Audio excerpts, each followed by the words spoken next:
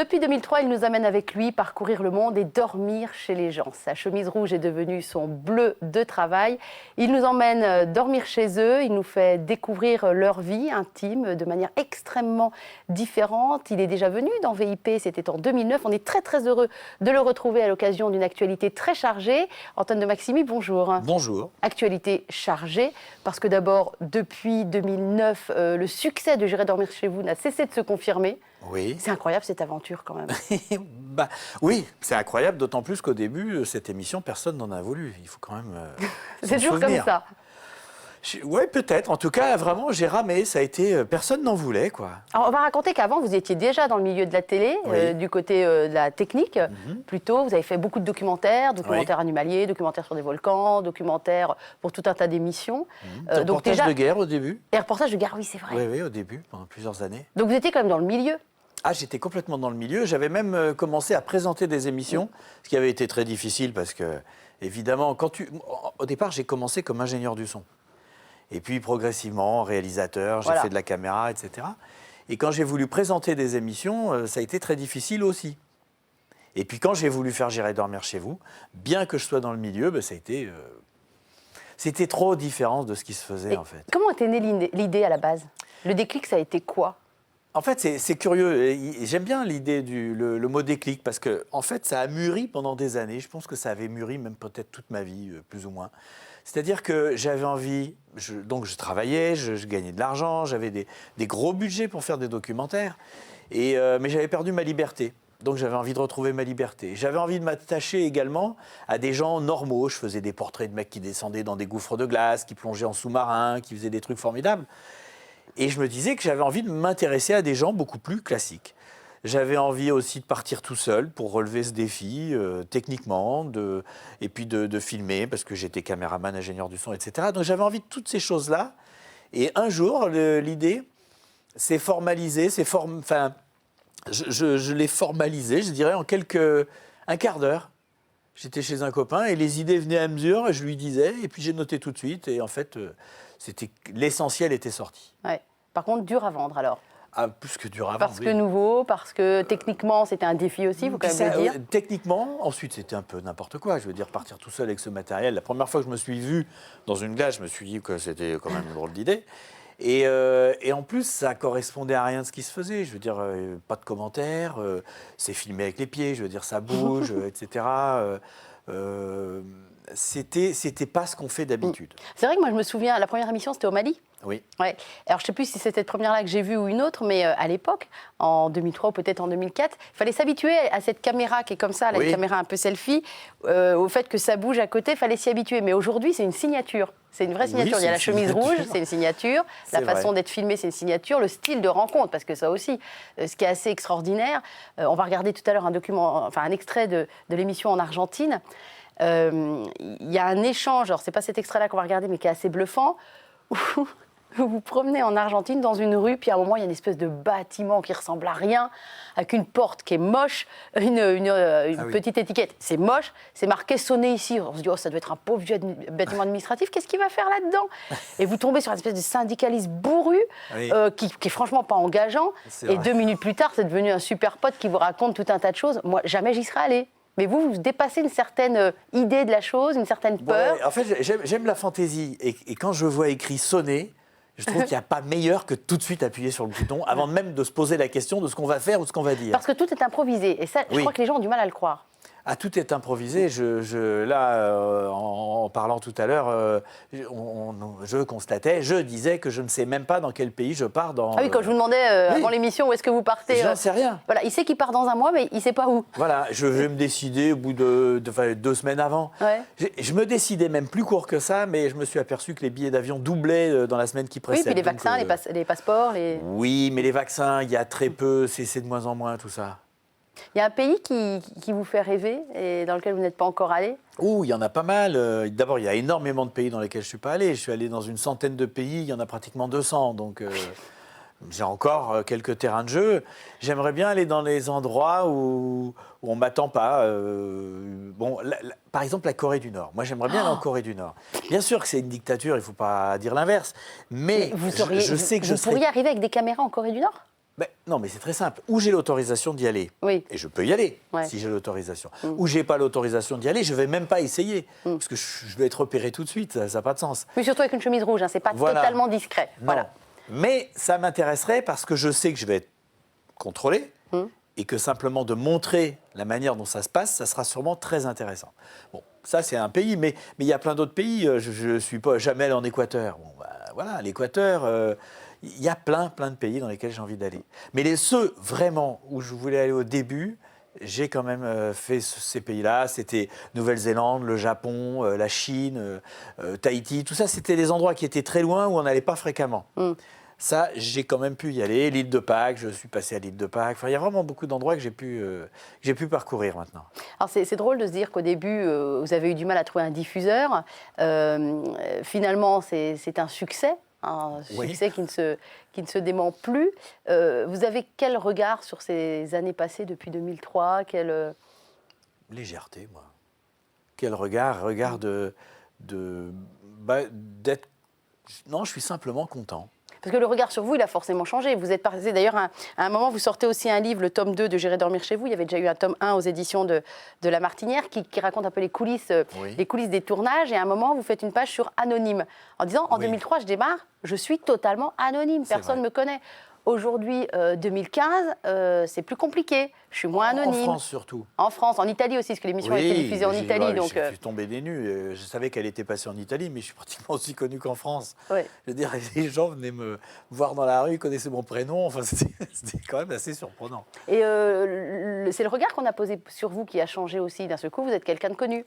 Oui, mais en France, quand je pars au Kirghizistan, par exemple, je suis totalement inconnu, même s'il arrive que des gens me reconnaissent, parce qu'il y a des Kirghizes qui ont vécu en France ou qui sont venus en France, et ça m'est arrivé plusieurs fois de tomber sur des gens qui savaient très bien qui j'étais, mais peu. Moi, j'ai trouvé ça intéressant de lire le livre pour avoir vu pas mal d'émissions, et notamment celle sur l'Argentine, dont on diffusera un extrait dans pas longtemps, mais on est dans les coulisses. Oui. Et c'est assez émouvant, les coulisses, parce qu'il y a toutes les séquences qu'on ne peut pas mettre dans les émissions parce qu'elles sont trop longues, ou parce qu'il y a eu un défaut de caméra, ou parce qu'il y a quand même tout un tas de raisons qui explique que finalement, vous filmez beaucoup plus que ce que nous, on va voir sur une émission. Et donc là, on découvre les petits secrets de tournage, les galères aussi. Oui, les galères, dans quel état d'esprit j'étais. En fait, le livre, il est bien dans ce sens que c'est un peu le contrepoint des émissions. C'est quand on lit le livre, si on lit un chapitre, en fait, il y a un chapitre par pays, donc par épisode. Et quand on lit un chapitre dont on n'a pas vu le film, ça ne pose pas de problème parce que tout y est, on sait bien dans quelles conditions ça s'est passé. Et en revanche, si on a vu le film et qu'on lit ce chapitre, on va apprendre énormément de choses parce que c'est pas une réplique de l'épisode, c'est du complément, c'est une autre vision, on apprend pas mal de choses. Et on est touché, on est ému par les histoires humaines qui viennent jusqu'à nous grâce à vous. Grâce à votre regard, grâce à votre manière d'appréhender les choses, et puis cette manière d'être un petit peu en recul par rapport aux gens, pour pas des fois être trop ému. Et alors moi, l'histoire qui m'a le plus ému, pourtant très honnêtement, je me sens pas très proche des animaux, contrairement à vous. Mais dans ce livre, il y a une histoire d'un petit oiseau. Mais c'est choupinet et c'est dramatique. Oui, c'est vrai, ça finit pas très bien. Ça se finit pas très bien, d'un petit oiseau. Qu'est-ce qu'il a cet oiseau? Je sais pas comment il est blessé. C'est un oisillon, non, il s'est pas encore volé. Il est au milieu d'une route où plein de voitures circulent. Il est en plein milieu de San Francisco, les piétons manquent de lui marcher dessus, vraiment. Et il y a des oiseaux qui tournent autour pour essayer de le sauver et de l'alimenter. C'est ça, très beau. La société des oiseaux en action. Ça, c'est vraiment étonnant. C'est-à-dire que, j'essaye déjà d'empêcher qu'il se fasse écraser. J'ai quand même arrêté les voitures quand le feu devenait vert parce qu'il était au milieu et des choses comme ça. Et on voit d'autres oiseaux, et c'est pas uniquement les parents parce qu'il y en a plus que 2. Donc il y a plusieurs oiseaux qui viennent essayer d'abord de lui apporter à manger, c'est vrai. C'est vraiment très, très impressionnant de voir qu'il y a une humanité chez les oiseaux. Dans cette jungle urbaine. Et que je n'aurais pas imaginé en fait. Voilà, et là où c'est très joli, c'est qu'Antoine... Solidarité. Ouais, Antoine va essayer d'aider aussi ce petit oiseau. Alors, vous ne pouvez pas l'attraper pour... À un moment, je l'attrape, mais les autres oiseaux me foncent dessus, puis je ne sais pas quoi en faire. Donc, vous le reposez, vous allez au fast-food du coin, on ne va pas citer la marque, Ouais. pour choper un peu de pain. Littéralement, vous prenez du pain à un mec qui est en train de manger son C'est burger. vrai, il l'a bien pris. Il l'a Tellement bien pris. sidéré qu'il vous laisse faire. Je vais expliquer. Et là, la chute est dramatique et je ne sais pas s'il faut la raconter je aux reviens. téléspectateurs. Le petit oiseau n'est plus qu'en 2 dimensions, en fait. Ouais, il était écrasé par une voiture entre-temps, Oui. c'est horrible. Mm. Mais cela dit, ce Et petit... ce qui est très étonnant encore, c'est que tu as plusieurs oiseaux à côté qui sont là et qui ils essayent de comprendre, je sais pas, c'est touchant, ouais, c'est vrai. C'est des petits épisodes pleins d'humanité. C'est Après, il y a la vrai. grande détresse humaine aussi. Alors, je voudrais qu'on regarde ce fameux extrait qui est en Argentine, très exactement à Ushuaia. Oui, dans la banlieue, enfin dans la... ouais. Ouais, ça fait rêver ce nom-là. Forcément, c'est un nom Ça que fait rêver. Nicolas Alors, Hulot a j'étais très surpris popularisé. quand je l'ai découvert, parce que Ushuaia, c'est quand même un peu Chamonix. Ouais. C'est plein de magasins de marque et tout. Parce qu'en fait, quand Nicolas Hulot a pris ce nom pour son émission, bah, c'était quand même il y a une trentaine d'années. Et je pense que Ushuaia, c'était pas du tout comme c'est aujourd'hui. Et aujourd'hui, c'est très, très urbanisé, Oui, finalement. c'est une ville, petite ville qui marche bien avec le ski, le tourisme. C'est moderne même. Et alors, vous rencontrez, alors, il y a toujours des personnages assez fascinants, mais il y en a un qui a un prénom très français, d'ailleurs, qui s'appelle Gabriel. Oui. Et vous êtes animateur télé, lancez-le vous-même, cet extrait. Gabriel. Eh bien, c'était. En fait, j'ai pris une voiture. Je suis sorti d'Ushuaia parce que c'était trop Trop urbain, finalement. trop propre, trop gentil, trop. Et je suis parti dans des coins au bord du canal de Beagle, qui est complètement en Patagonie, etc. Et je suis arrivé dans une sorte de hameau. Et là, j'ai rencontré Gabriel. Oh, good.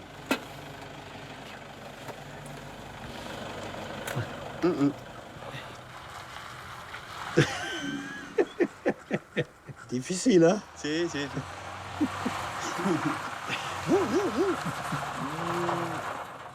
Muchas gracias. ¿Qué es así? C'est chaud? Sí, Un sí. peu. Je bois doucement. Le canal de Bigley. C'est le canal de Beagle, ça? Et de l'autre côté, c'est le Chili. Pero Mais usted, vous, todo vous habitez toute l'année dans cette maison? casa? Ouais. Y tiene Et vous una êtes marié? esposa? Non. Non. No, no. Qu'est-ce que tu fais? Mm. Du pain. Avec du fromage Claro, y Ouais. carne. Et de la viande. et de la viande. Ça prend? Le feu, il a du mal, hein? Non, non, ça va. C'est bon?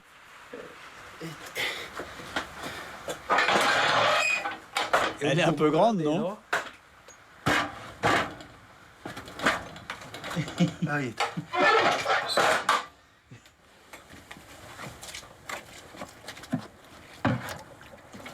Et là, c'est l'eau? Sí, Ouais, ahí, C'est la- ma réserve. Toi, tu es né ici? Sí. Oui, Mm, à Despeñadero. En el medio de... C'est au centre de l'Argentine. Mais ta famille, elle n'est pas d'ici. De una Non. provincia como ser... Ils sont d'une province qui s'appelle Cordoba. Córdoba. Et pourquoi t'es venu dans le coin? Por el tema del... Pour la pêche. de la pesca. Ah, pour pêcher. Sí,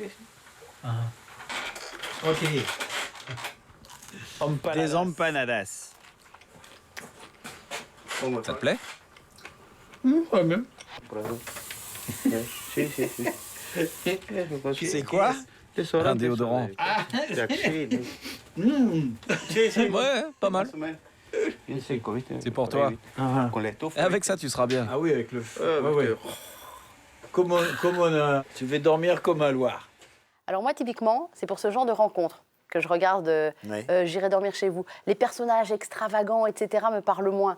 Les gens qui sont pris dans leur jus, dans leur misère, parce que sa cabane, c'est pas grand-chose. Hein. C'est Ah, pas non. chauffé, c'est pas Et isolé. il savait c'est même pas faire du feu. Hein. Ouais. Et c'est sur ce genre de rencontres où on est complètement Ouais. saisi par...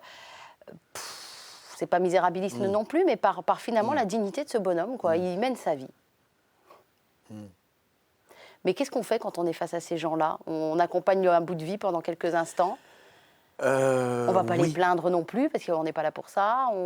Non, Quelle non. attitude avoir? Parce que vous réinventez quand même un rapport de proximité qui est assez différent, Antoine de Maximi. Donc, Ben, le fait de me retrouver avec lui fait que En fait, je veux juste qu'il existe comme il est. Voilà. Moi, je n'arrive pas avec l'idée d'en faire quelque chose. Et donc, avec Gabriel, comme il est dans une espèce de retenue, il n'est pas très sûr de lui, il a beaucoup de doutes. Je pense que c'est rare qu'on s'intéresse à lui, alors qu'on dorme chez lui, je pense que c'était la seule fois. Il y a un moment où il met un coup de bombe de déodorant sur mon matelas, histoire de me le préparer un peu. Ouais. Ça, c'est quand même formidable. Et en fait, progressivement, il se livrait. C'était... Moi, je veux juste le laisser être ce qu'il est. Voilà. Et en fait, il me fait confiance, je lui fais confiance. C'est une espèce de... Ouais, c'est des moments, en fait, où il y a beaucoup de choses qui passent sans les paroles. Dans la pudeur aussi. Parce qu'entre hommes, il y a de la pudeur aussi. Ou ça dépend. Pas toujours. Mais là, oui, il y en a. Dans cet exercice-là, non, dans ce cas-là, en tout cas, clairement. Il y avait clairement... Oui. Et puis en plus, je voulais pas trop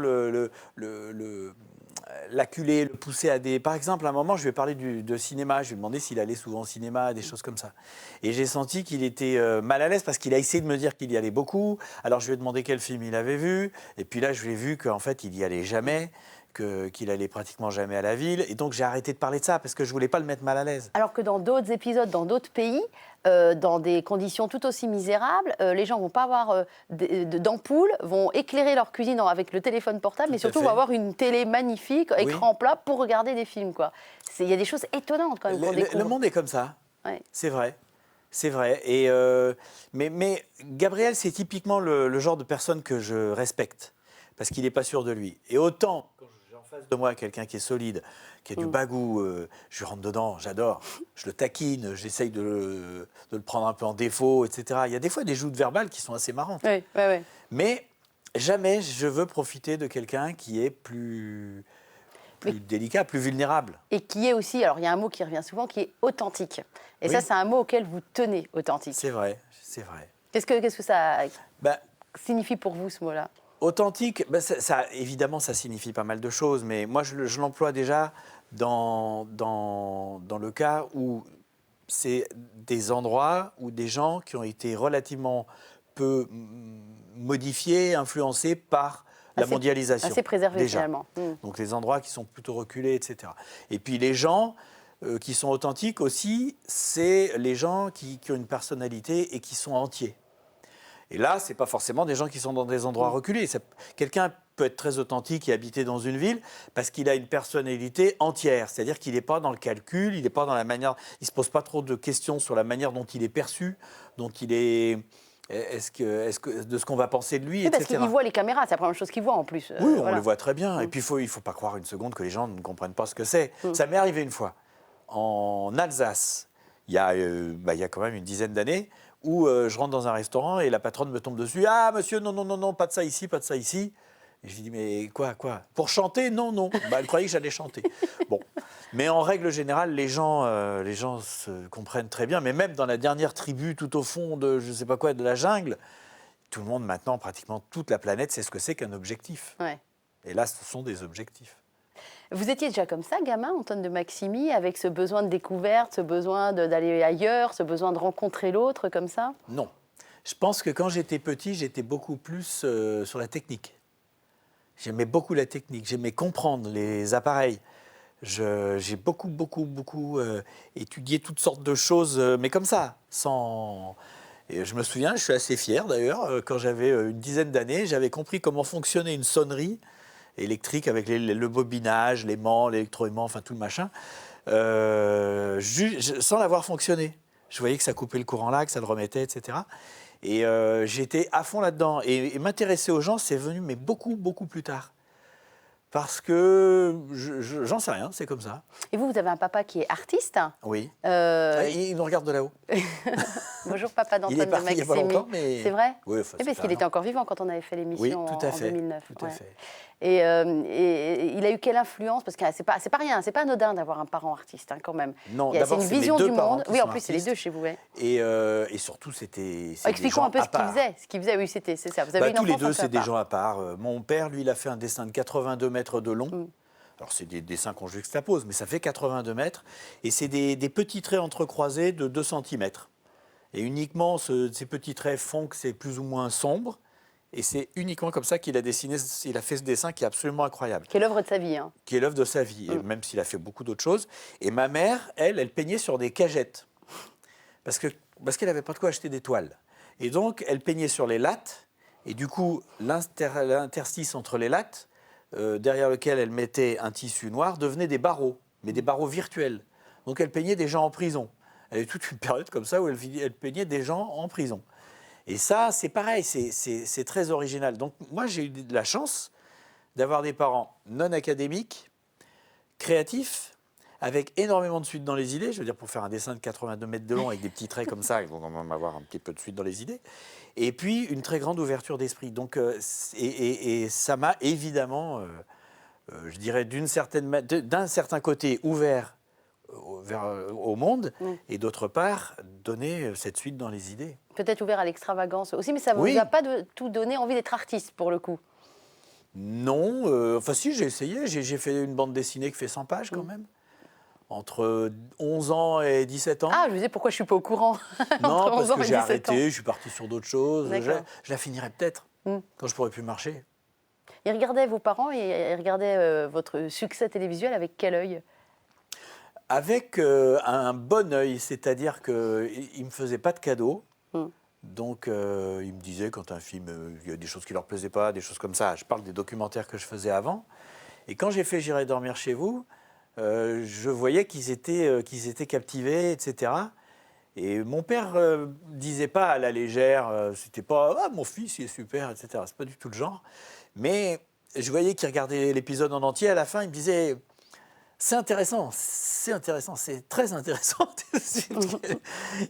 Non, je voyais bien que ça lui plaisait. Ce qui est original dans la démarche, finalement, c'est, je ne sais pas si les gens le savent ou pas, mais c'est que vous n'êtes pas journaliste.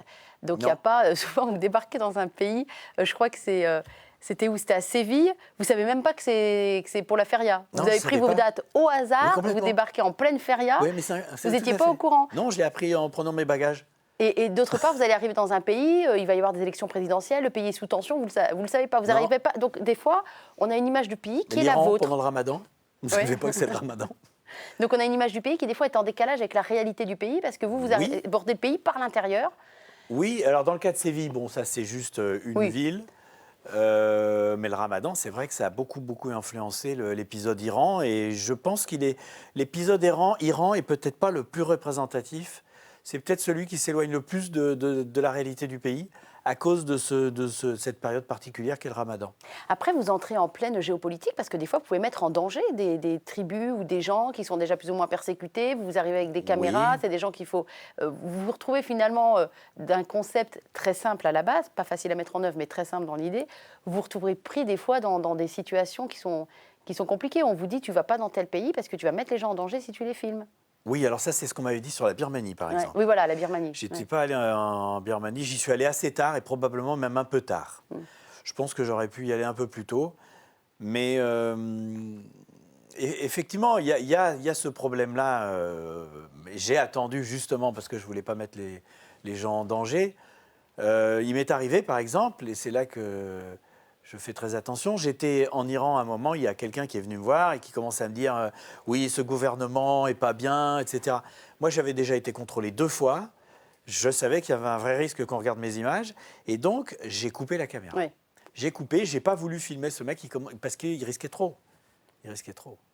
Alors, on va recevoir en plateau, comme il est tradition dans VIP, un deuxième invité, sauf que cette fois-ci, ce n'est pas un deuxième invité, c'est un deuxième et un troisième invité. Ils sont les auteurs d'une bande dessinée. Je suis donc gâté. Oui, alors c'est pour vous, Antoine de Maximi, bien sûr. Je vais demander à Yvon Bertorello et Arnaud Delalande de venir nous rejoindre sur le canapé rouge. Alors, ils n'ont pas mis de chemise rouge pour ça sortir, hein, non? C'est bien, c'est bien. Bonjour Arnaud. Regardez comme c'est beau. Regardez comme c'est beau. On l'aurait mis au milieu, ça faisait bleu, blanc, rouge. Une belle brochette. Messieurs, bonjour. Bonjour. Yvon Bertorello, donc, qui est à ma gauche, Arnaud Delalande à côté de vous. Je ne vous présente pas Antoine de Maximi, donc vous connaissez les aventures. Bien sûr, Vous oui, l'avez- on a vu déjà plusieurs fois. J'apprécie beaucoup ce qu'il fait, vraiment. Qu'est-ce qui dans, je vais vous poser la même question à tous les deux, qu'est-ce qui dans cette première moitié d'émission que vous avez suivie depuis la régie ou de coulisses à nous, qu'est-ce qui vous a particulièrement interpellé dans les propos d'Antoine, Arnaud? Moi, ce serait plus, je veux dire, une démarche générale, c'est-à-dire ce que je trouve assez fascinant, c'est le côté humaniste du projet qu'il y a derrière, en fait. Parce que qu'est-ce qu'on va chercher dans toutes ces rencontres? C'est finalement quelque chose de l'ordre de l'universalité. Qu'est-ce qui se cache derrière la singularité de toutes les expériences, de tous ces gens qui rencontrent? Et c'est cette forme d'humanité-là qu'on va chercher. Qu'est-ce qui nous rapproche de l'Indien qui est en Amazonie ou de l'Australien voilà, au fond du bush? C'est ça qu'on va chercher. Et je trouve ce projet assez merveilleux. Et en plus, il est tout à fait raccord avec quelque chose de très moderne. C'est le côté citoyen du monde. Voilà. Et côté C'est-à-dire qu'on gratuité aussi. Voilà, gratuité, don de de la soi. démarche. Ouais. Et puis le citoyen du monde, c'est-à-dire qu'on a une forme de matérialisation tout à coup voilà, audiovisuelle, télévisuelle, de ce qui était jusqu'à présent un concept. Et avec Antoine, on a l'impression qu'on est dans le village global, effectivement, et puis qu'on déambule et qu'on va traquer cette humanité. Alors répondez à ça, Antoine, vous êtes citoyen du monde? Vous vous sentez citoyen du monde? Par moment, oui, par moment, non. Je ne sais pas tellement répondre, en fait, à la question. Est-ce que je me sens citoyen du monde? Parce qu'il y a encore des grandes zones où on ne peut pas aller. Enfin, grandes. Il y a des grands bouleversements, en plus, en ce moment. Je ne sais pas, justement, si on va pouvoir rester autant citoyen du monde qu'on l'était il n'y a pas si longtemps que ça. En tout cas, il y a un côté frère de toute J'ai l'impression qu'il y a des humanité. choses qui se ferment. Il y a quelque chose de cet ordre-là, frère de toute humanité. Quoi. Alors, même question, Yvon? Bien, moi, je trouve cette émission magnifique et je suis un peu jaloux. Non, mais descendez-moi un peu, quand Un même. peu jaloux parce que... Ah, il est jaloux. Un peu jaloux parce que je l'avais imaginé il y a quelques années et n'étant pas du tout connu dans le monde audiovisuel, eh bien, je me suis dit jamais on acceptera ce genre de concept. Et vous avez eu la chance de l'imposer, de vous imposer. Je confirme que même quand on est connu, jamais, on l'attend pas avec bienveillance au début. Tout est dans la chemise rouge. Je crois que vous avez raté un détail. C'était la chemise rouge, quoi. Oui. Ah, effectivement. Qui est devenu un symbole. Hein. Oui, que d'ailleurs, j'ai pas mis en Espagne, on sait jamais, il y a des taureaux. C'est vrai que c'est la seule émission où il est parti avec une chemise jaune. Puis le fait aussi de montrer à l'écran des gens simples. Voilà. Pas toujours des choses sensationnelles, parce qu'à la télévision, on a l'impression qu'il faut absolument montrer des nouveautés, des choses exceptionnelles, spectaculaires pour faire de l'audimat. Eh bien non, là on s'aperçoit que, bien au contraire, avec des gens simples, tout à fait ordinaires, eh bien on fait de l'audimat et on intéresse beaucoup de gens. C'est ça qui est excellent. Ah, oui. On peut se dire depuis 2003, on n'est plus très inquiet là. Alors, oui, c'est vrai. Ces deux messieurs-là, Antoine, nous les avons invités parce qu'ils ont commis une BD qui est... Alors pareil, il y a aussi un angle extrêmement original. Donc à la base, il y a 2 anniversaires à fêter. Il y a les 800 ans de l'ordre dominicain. Là, je pense que j'apprends ça à peu près à personne. Et puis, plus pointu, les 125 ans de l'école biblique et archéologique française de Jérusalem. On fait une BD, donc très logiquement, on se dit, ils vont raconter l'histoire de Saint-Dominique, l'histoire de l'ordre prêcheur, l'histoire de l'école biblique, etc. Et alors, pas du tout. C'est une BD, il y a des pistolets, il y a des mitraillettes, il y a des hélicoptères qui décollent, il y a des moines qui se font enlever. C'est hallucinant, quoi. On part complètement, c'est une aventure, c'est une épopée. Alors, je vais réemployer un mot que j'ai utilisé pour Antoine. Ça a été quoi le déclic? C'est quoi cette histoire? Allez, qui se lance, Arnaud? Le déclic, alors Arnaud, il dessine, hein, et non, il scénarise. le scénario. Il scénarise. Voilà. Et en fait, non, le déclic a été d'abord le fait qu'on connaissait tous les deux l'école biblique et archéologique française Jérusalem, Yvon particulièrement. Moi, il se trouve que je les avais rencontrés aussi il y a une dizaine d'années. Et l'idée a germé, en effet, de concevoir une bande dessinée, mais qui ne soit pas justement une espèce de bande dessinée, on va dire, un peu académique, qui raconterait par le menu l'école biblique de A jusqu'à Z, mais de se servir finalement d'une trame scénaristique sous forme de thriller, en fait, pour pouvoir, en effet, aborder ces questions-là, mais de manière un petit peu ludique, et aussi pour donner le goût et une forme d'introduction au travail des archéologues et des épigraphistes de l'école biblique. Oui, parce que ça peut être un peu aride au départ comme sujet. Ah oui, parce que connaissant un peu l'école biblique et le père Tardigi, le prieur, je leur ai suggéré de faire quelque chose d'un peu plus grand public. À l'école biblique, ce sont des scientifiques qui y travaillent et publient souvent des thèses ou des ouvrages qui sont lus par 200 ou 300 personnes au monde. Ça n'intéresse personne, donc je plaisante.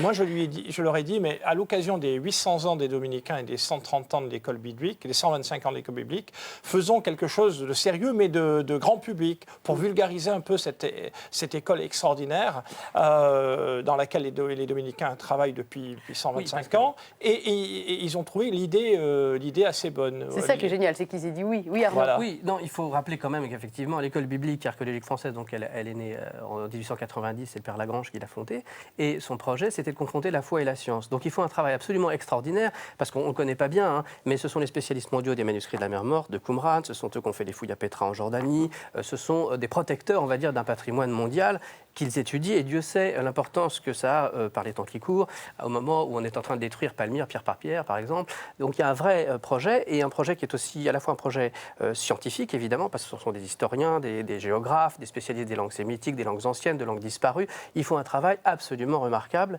colossal, et qui est d'ailleurs reconnu dans le monde entier. Mais approcher ces sommités, quand on est scénariste, c'est aussi très amusant, et c'est ce à quoi on s'est employé, c'est-à-dire qu'on s'est retrouvé à sillonner, évidemment, tous les paysages et tous les lieux bibliques, et puis le soir à discuter avec des gens qui étaient des sommités mondiales de la question, des manuscrits de Qumran, etc. Donc c'était évidemment passionnant. Alors là où c'est très drôle, c'est qu'on termine la BD et qu'on se dit « Ah mais c'est pas fini ?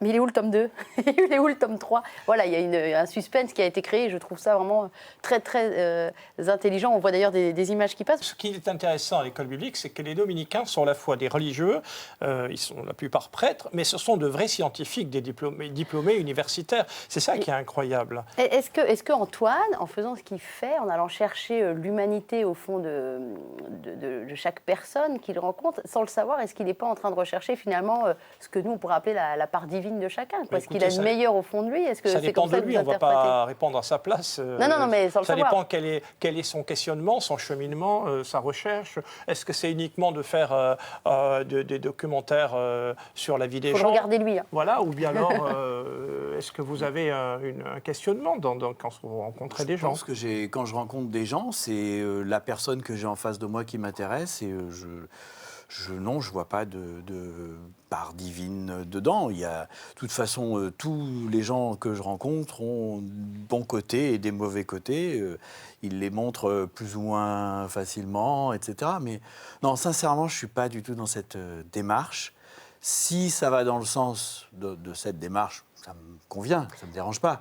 Mais moi, personnellement, je ne la revendique pas. Mais vous parlez religion des fois avec... il y a tout un tas de choses qu'on ne va pas voir, nous, à l'antenne. Oui. Ah, mais la oui. religion, elle inonde le monde, quelle que soit la religion, quelles que soient les croyances. Oui, il n'y a pas beaucoup de lieux épargnés, quand même.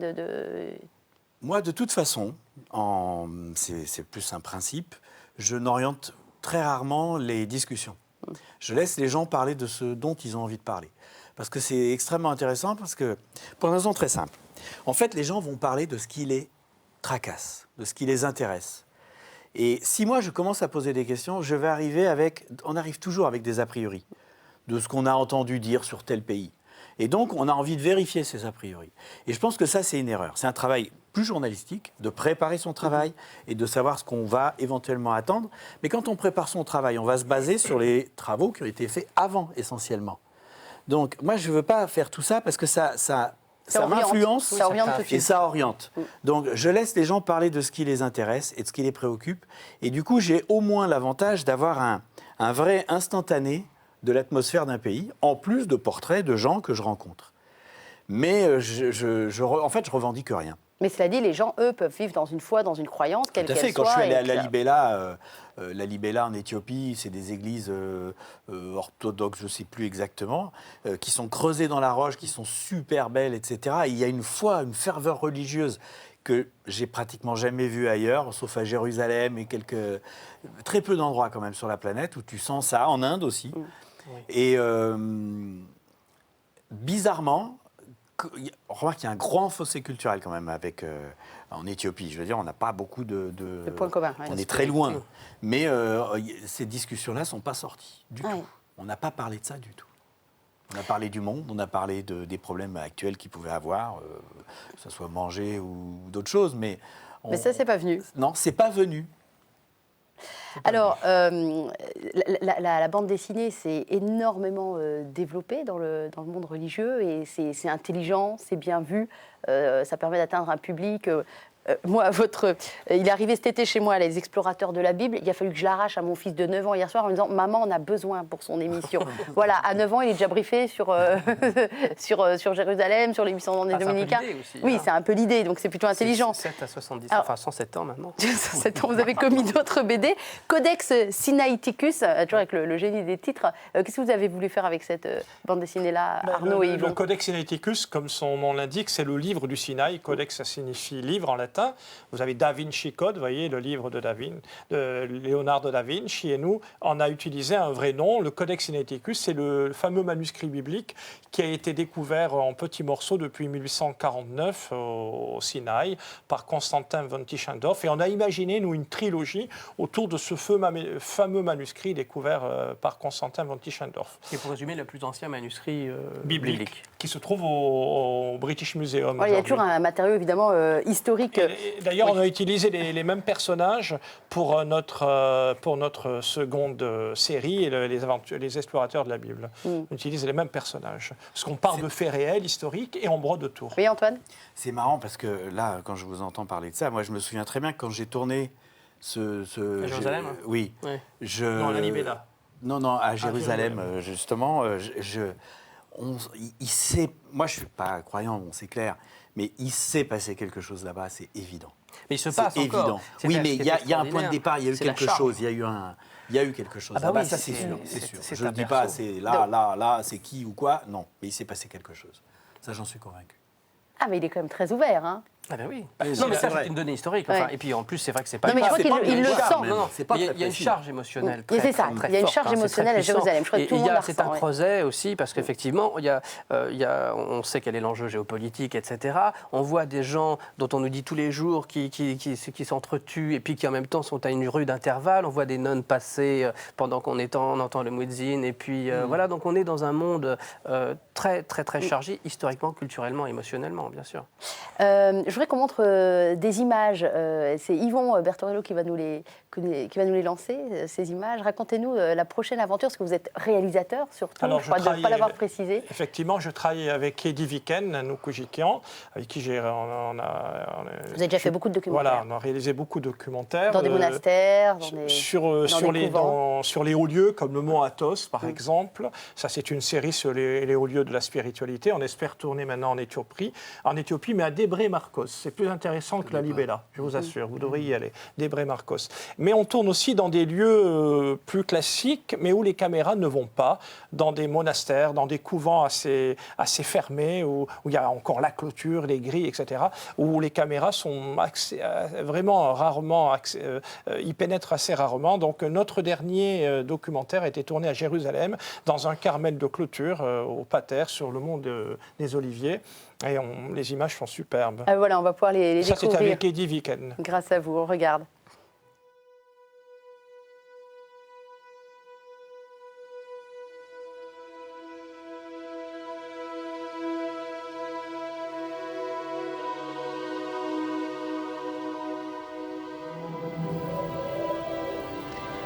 Ô Dieu, aie pitié de moi dans ta bonté.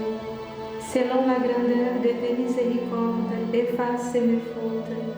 Lavez-moi complètement de mon iniquité et purifie-moi de mon péché. Car je reconnais mes iniquités et mon crime est sans cesse devant moi.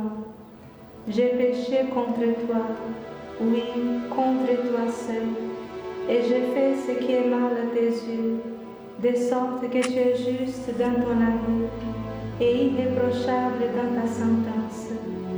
Mais vois, j'ai été enfanté dans l'iniquité.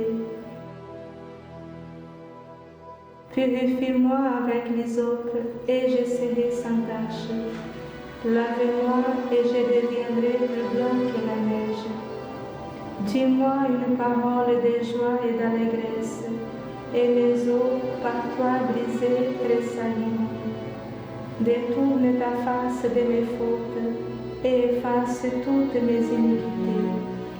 Crée en moi un cœur pur, ô mon Dieu. Seigneur, ouvre mes lèvres et ma bouche annoncera ta louange.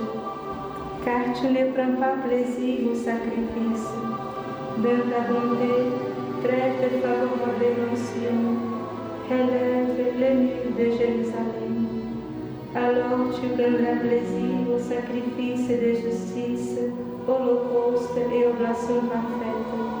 Alors on offrira les victimes sur ton autel. Gloire au Père et au Fils et au Saint-Esprit, pour les siècles des siècles. Amen.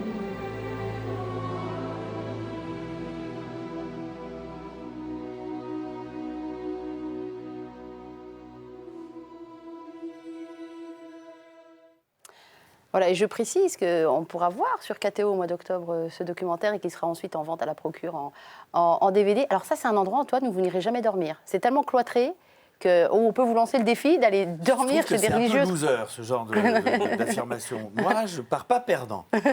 Donc, j'ai pas essayé. Je veux bien croire que je vais pas réussir, mais j'essaierai peut-être. Donc, le défi est lancé.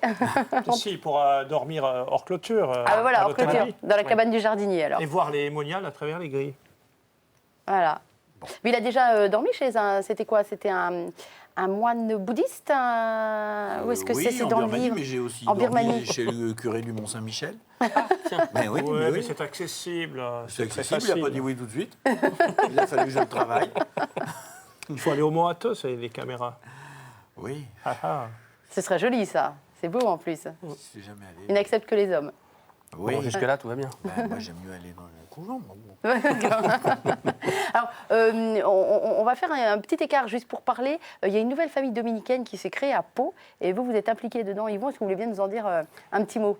Bien oui, elles nous ont sollicité avec Eddie Viken et moi pour tourner un clip, un petit reportage dont le but est de les faire connaître parce qu'elles vont acheter une maison. C'est une nouvelle famille religieuse qui se rattache à la famille dominicaine et elles vont acheter une maison parce qu'elles ont pas mal de vocations, elles sont jeunes et elles veulent se développer. Donc, un petit clip pour que les gens après fassent des dons, etc. Pour que les gens les aident à acheter cette nouvelle maison pour se développer. Alors on leur souhaite évidemment tout le bonheur possible dans cette nouvelle vie religieuse qu'elles entament aussi. Il y a peut-être un site internet qu'on peut donner? Oui, il y a un site, donc c'est Notre-Dame-des-Prêcheurs.org. D'accord, Notre-Dame-des-Prêcheurs sur n'importe quel site de recherche, évidemment. Juste tout à l'heure, on a parlé un petit peu de l'enfance d'Antoine. Vous avez grandi comment? Vous avez été éduqué comment rapidement? Vous étiez quel genre de petit garçon, Arnaud de Lalande? Alors ça, je ne sais pas, c'est plutôt à mes parents qu'il faudrait demander. Oui, alors ça, ce genre de réponse, c'est vrai que même fois on me l'a fait. Ça s'appelle beauté en touche et ça ne marche pas. Je vais me rattraper. Je suis né en Zambie, figurez-vous. Voilà. Je suis né en Zambie parce que mon père faisait sa coopération là-bas. Simplement, je n'en ai pas gardé beaucoup de souvenirs parce que je suis rentré à 6 mois. Alors voilà. Après, c'était un petit peu moins dansant. Voilà, j'étais en banlieue parisienne pendant assez longtemps, à Herblay, près de Pontoise. Élevé dans la religion catholique? Catholique, oui, pratiquant gentiment, voilà, oui, tout à fait. Bon teint. Voilà, exactement. Oui, famille de 4, etc.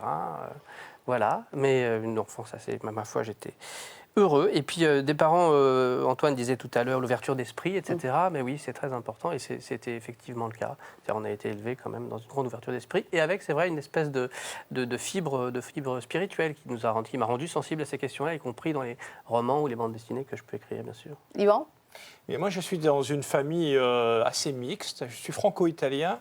Du côté français, je suis... Ah, d'où le Bertorello. Bertorello, voilà, je suis franco-piémontais. Du côté français, je suis d'un lieu aussi marqué par leur religion, dans les Hautes-Alpes, avec le Queyras, qui est moitié protestant, moitié catholique. Du côté italien, je suis de l'autre côté des Alpes, en Piémont, dans une région qui est très, très marquée par leur religion, une vallée qui est entièrement protestante, vaudoise, et l'autre qui est catholique. Donc, famille religieuse aussi. Oui, du famille religieuse, mais contrairement à ce qu'on pense, du côté italien, c'est une famille plutôt libérale, et du côté français, une famille très religieuse, avec des membres du clergé, et des c'est religieuses. attrait pour la chose religieuse, que ce soit par le biais de la réalisation, de la bande dessinée je dis un instant que je suis une famille marquée par la religion, mais vous voyez, mes frères et sœurs, on n'est pas forcément tous sur la même longueur d'onde. Moi, j'ai un parcours personnel très particulier, et je suis venu à la réalisation au sujet religieux de façon tout à fait incongrue, un peu surprenante. C'est que j'ai connu Eddie Viken dans les coulisses d'un défilé de haute couture, vous voyez. Comme quoi? C'est assez original. Mais Eddie Viken est arménien et apostolique, et lui est professionnel il est technicien, il a fait une école de réalisation, et il se trouve qu'il voulait faire des sujets religieux, moi aussi, et notre collaboration a commencé comme ça. Voilà. Et d'ailleurs, va se poursuivre en Arménie, où vous n'avez jamais mis les pieds, Antoine. Pas encore. Bah alors, mais qu'est-ce qui se passe? Qu'est-ce qui se passe? Ça fait partie de la centaine de pays qui restent à faire, que j'ai prévu de faire dans les 30 prochaines années. L'Arménie et le Nagorno-Karabakh, qui est un pays qui n'est pas reconnu par... Pardon, c'est un pays, ça? Ah oui, pour moi, c'est un pays.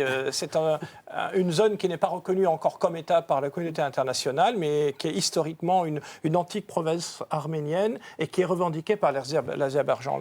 La capitale, c'est Stepanakert. Et j'aurais pu le dire. Voilà.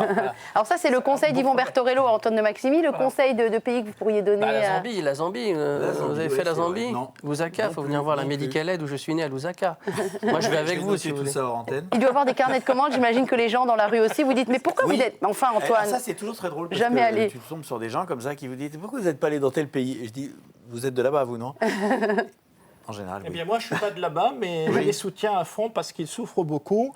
Et ça s'appelle le Nagorno-Karabakh, le Haut-Karabakh. C'est une enclave arménienne revendiquée par l'Azerbaïdjan, mais qui est depuis des lustres, depuis des millénaires, une zone arménienne. C'est intéressant ce que vous dites, parce qu'ils souffrent beaucoup, des gens qui souffrent et des peuples qui souffrent. Je pense qu'Antoine en a croisé quelques dizaines. Quand on revient à la maison, après une aventure qui est souvent forte, seule mais très entourée, et qu'on revient avec ces tas d'images, bon bien sûr les soucis du réalisateur, comment je vais monter ma séquence, machin, zut, la caméra n'a pas marché, etc. Mais soit enrichi de tout ça, comment on digère tout ça, la souffrance qu'on a pu croiser, la joie qu'on a pu croiser, tout ça, qu'est-ce qu'on en fait, soit? C'est pareil, c'est très difficile de répondre à ça parce que, en fait, là la question, on attend une réponse globale. Moi, je n'ai pas de réponse globale, ça dépend. Il y a des gens qui vont rester comme ça, présents dans mon esprit, parce que quelque chose s'est créé entre eux et moi, on s'est dit des choses. Il y en a d'autres qui sont dans des situations très délicates, etc. Puis, je ne sais pas, ça ne va pas être passé de la même manière. Donc, moi, je ne peux pas répondre de manière globale. C'est très... Ça dépend énormément des gens. Ce que je peux dire, en revanche, c'est que le malheur et la joie de vivre ne sont pas du tout directement liés à la richesse ou la pauvreté. Ça, c'est assez surprenant de voir ça. Il y a des gens très pauvres dans des situations extrêmement délicates qui ne sont pas malheureux. Ça me fait penser à une phrase de Christian Bobin, poète et écrivain que j'aime énormément, et qui dit « Toute rencontre met souffrance, soit parce qu'elle a eu lieu de manière superficielle, ou soit parce qu'au contraire, elle a réellement lieu, et qu'on ne peut pas rester avec tous les gens et qu'il y a une vraie rencontre, c'est pas possible. » Et il y a peut-être quelque chose de cet ordre-là, je ne sais pas. Voilà. Ils me regardent tous les trois bouche bée, bon d'accord. Alors, récapitulatif des différents promos. Ah, je précise quand même qu'Antoine va passer en direct pendant 3 samedis d'affilée.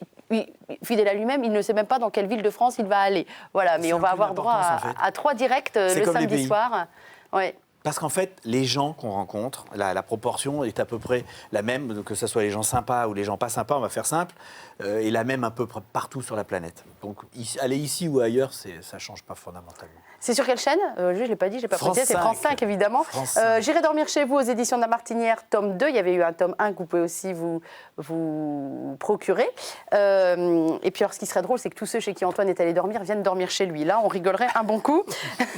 Je tiens à préciser, donc je reprécise, les explorateurs de la Bible à vous procurer absolument. Vous allez voir le suspense que ces messieurs-là créent. On peut évidemment se procurer les BD d'avant. On ne peut pas toutes les citer, mais on a parlé du Codex Sinaiticus. Et je voudrais montrer 2 BD que je n'ai pas montré. Un très beau Surcouf, alors là c'est Arnaud, avec Éric Surcouf, qui est un descendant de Surcouf. Arrière petit-neveu du corsaire himself. Wow. Donc on s'est beaucoup amusé. Voilà. Ah ouais, j'imagine. Le tome 4 qui sort dans quelques mois. Et un Prince de Sassoon que vous avez fait, Yvon, avec un autre dessinateur, Alban Guillemois. Voilà. Donc on est dans un tout autre dessin, tout autre... voilà, mais on peut trouver sur ça, bien sûr, dans toutes les bonnes librairies. Oui, sur à la FNAC, partout, voilà. Dans toutes les librairies. Bon, on espère l'adapter au cinéma en dessin animé.